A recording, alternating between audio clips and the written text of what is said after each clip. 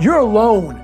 You're alone. You may have a shrink you're going to, you may have a best friend you're going to, but there's 24 hours in the day where you're alone in this brain. And your brain is talking to you in all kinds of ways. And it wants to control you and pull you in these different pockets. You got to tell your brain where you want to go and how you want to go and how you want to get there. You got to control it.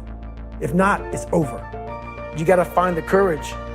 You got to find the courage to put your Bose headphones on and silence the noise out of this world and to find it.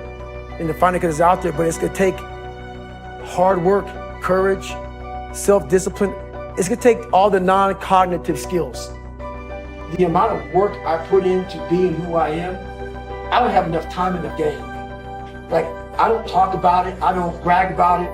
No one even knows about it.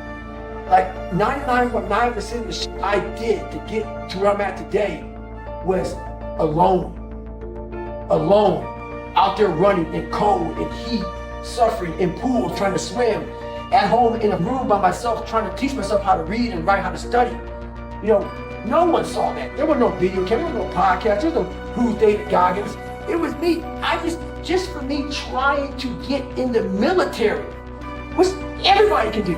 It's easy. Just trying to learn how to read and write was something that blows Rocky away. So all these different challenges that I've been through in my life, I'm proud of what I created, but I'm more proud I created it without an audience, without a cheering squad. You know who you are, then there's no mother out there here running. And you're at mile 75, 150-mile race, ain't nobody cheering for you. You're broken, you're defeated, it's you and you alone in your head. And I stayed that way for the better part of 30 years, trying to figure this out. And once you figure it out, you look at everybody and say, hey, so you're all broken now.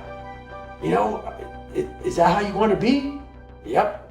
No one had any good advice for me. I was alone. But I went to the mirror and I looked in and I said, my God, man, you are on your own. And what are you going to do about it? That's when I slowly started to change my life. But, you know, it doesn't happen that quickly. I slowly started to change when I was about 17 years old. I went to a recruiter's office and the recruiter said, hey, you take an ASVAB test. Long story short, I failed that a few times. I had one more chance to take that test. And that's when I really developed my work ethic. Being accepted is one thing that killed me. You have to learn, what do you want in your life? We have so much influence coming at us that we are so lost. We don't know what we want to do because we don't spend enough time with ourselves. You have to learn to shut off a phone, shut off a computer, shut off a TV. And it's okay to sit in a room by yourself in a chair and just think about you, where I want to be, where do I see myself tomorrow, the next year from that. And it takes a lot of self-discipline to be able to do that nowadays because you want to be so attached to everything. You want to be so caught up with the world. The world's moving too fast. The world's moving so fast that you're trying to keep up to the point where you lose yourself in the world. So you have to take that time to go to that dark place in your mind and discover who you are. Get to that dark place in your mind. Figure out, it may take months, it may take years. Figure out your purpose. Figure out what you want to be in life. And then from there, okay, I have my purpose. It may take a long time. No one knows their purpose because it's too loud. Find your purpose. From there, all right, you gotta start planning. People love the planning phase because it's very comfortable. Then from the planning phase, you gotta go to execution.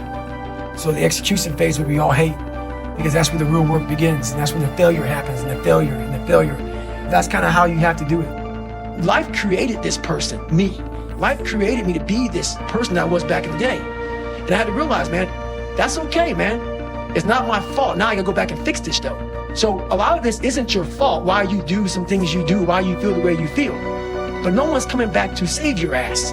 You have to go back to where it started, wherever that place is for everybody, and have the courage to go back there and start fixing what broke you. It's ugly. And what's funny about it is that as you're trying to fix yourself and dig yourself out of this deep hole that life, society, and you helped also, those people who you saw down there in that hole who were there with you, who are your friends and people who you counted on, you meet the people in the same situation that you're in life. Those people become your friends. And the second you try to get out of that situation and become better, those people are in that grave, in that dungeon, just yanking at your heels. Come on, back here. So I get that all the time now. People would constantly remind me of who I used to be back in the day. And they always come out of the woodworks, man. I'm very fortunate that I grew up at a time when there was no phones. and there was no social media. And I suggest use it as a platform. Don't use it as your life. My biggest advice to give everybody in the world is, like I say, we live in an external world. Everything is you got to see it, touch it. It's external. If you can, for the rest of your life, live inside of yourself. Stop listening to people who are calling you fat, gay, transsexual. Everything that is makes no sense. All these insecure people putting their insecurities on you, you got to flush it out. You got to just be whoever the hell God or whoever the hell you believe in. If you believe in nothing but yourself, I don't care what it is.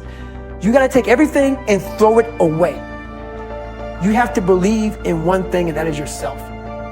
And I'm not saying don't believe in God or what you believe in, but right now, for you to find greatness in yourself, you're not going to find it by looking in a book or by even hearing me.